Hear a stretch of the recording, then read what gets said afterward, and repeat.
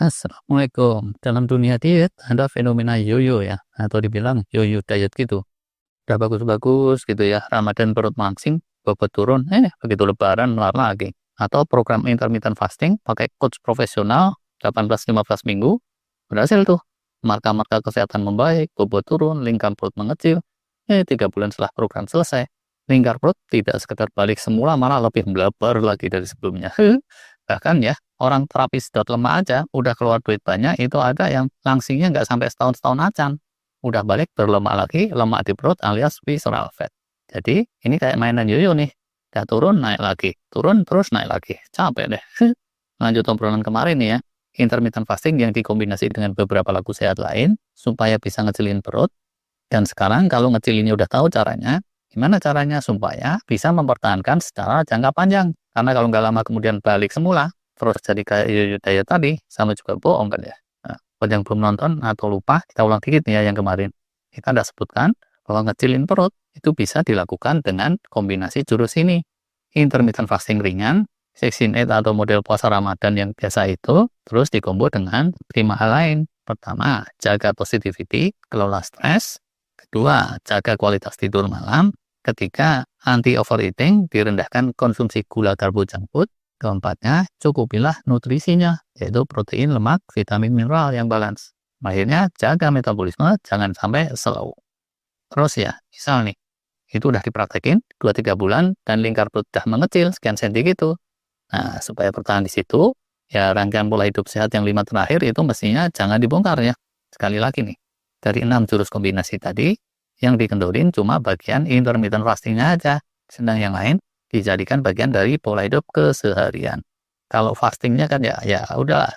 Kalau target udah tercapai itu ya, makan sehari-hari bisa lebih rileks. Puasa Ramadan gitu ya. Masa Ramadan terus begitu lebaran ya lebih rileks. Tapi rileks ini bukan artinya terus anarki ugal-ugalan. Rata-rata kosong harian itu mesti tetap ada sih, tapi cukuplah 10-12 jam aja. Enteng banget loh ini. Dikurangi alokasi jam tidur 7-8 jam aja, itu minggamnya kan cuma sebentar, yaitu sebelum dan sesudah tidur malam. Udah rileks, sesekali cheating nanti juga boleh, asalkan kalau di rata-rata, kosong malamnya itu tetap di atas 10 jam tadi itu. Berikutnya, pengendalian stres dan positivity, ini mestinya juga terus tambah aja kan ya, jadi habit, kebiasaan, tapi nggak mesti sekenceng saat Ramadan juga. Kalau Ramadan banyak taraweh, banyak ikut bakti sosial, ngaji apa segala macam, itikaf di masjid. Begitu Ramadan selesai ya udahlah, diatur-atur gimana aja. Lebih rileks tapi tetap bisa meredam stres. Demikian juga pola tidur yang sudah baik, jangan diacak-acak lagi. Kalau tidur itu kan enak ya, jadi nggak usah dibikin rileks lagi. Pola diet yang anti overeating, batasin gula karbo, banyakin nutrien bermanfaat. Ini juga jangan terus lost goal kayak judul lagu. Lebaran tuh ya, yang sering bikin balik semula, makan aja, makan ketupat terus lagi dan lagi, sambil silaturahmi, makan cookies lagi, gula karbo, junk food, overeating juga sering. Dan gitu, karena udah nggak merasa ada kewajiban puasa besok harinya, tidur juga seenaknya, mager seharian, metabolisme jadi lambat pun, terus nggak peduli. Nah, kalau kayak gini, ibarat kata kita udah mandi bersih, guling-gulingan lagi tuh di lumpur, ya pasti balik kotor lagi gimana juga. Tapi ini bukan artinya itu tadi mandinya nggak ada gunanya ya. Orang itu bakatnya beda-beda. Dan yang sempat gemuk, itu sel-sel tubuhnya sebetulnya punya memori, punya ingatan. Dia akan cenderung pengen mengembalikan lagi ke situ, ke tempat yang dia sudah merasa bisa distabilisasi. Kalau dikendorin gitu, mau nggak mau, yang bakatnya bakat melar kayak gitu, badannya itu akan cenderung balik melar kembali. Nah, kalau yang bakatnya seperti itu, ya ini mesti disiasati dan nggak usah galau juga.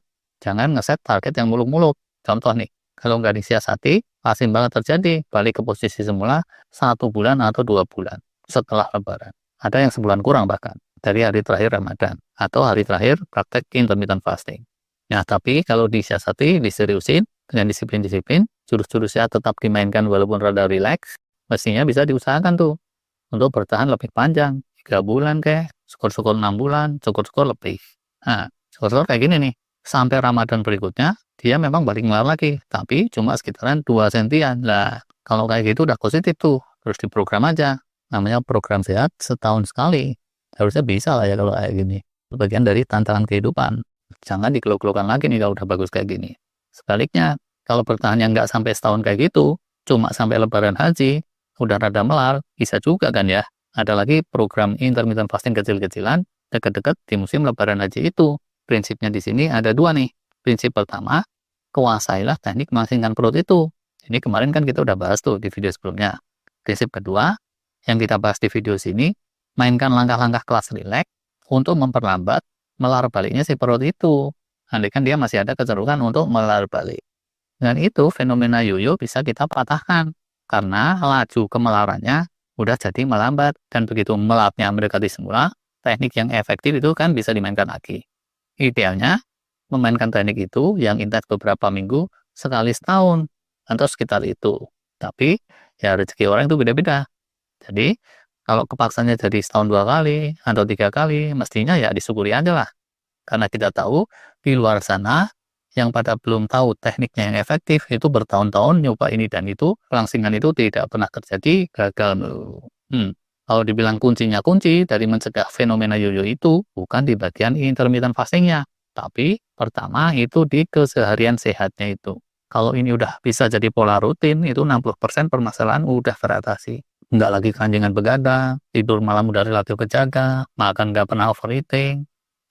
Overeating itu ya, bukan cuma organ-organ pencernaan loh, dan tubuh kita yang terdampak jelek. Kitanya sendiri sebenarnya ngerasa nggak enak kan ya, nggak nyaman.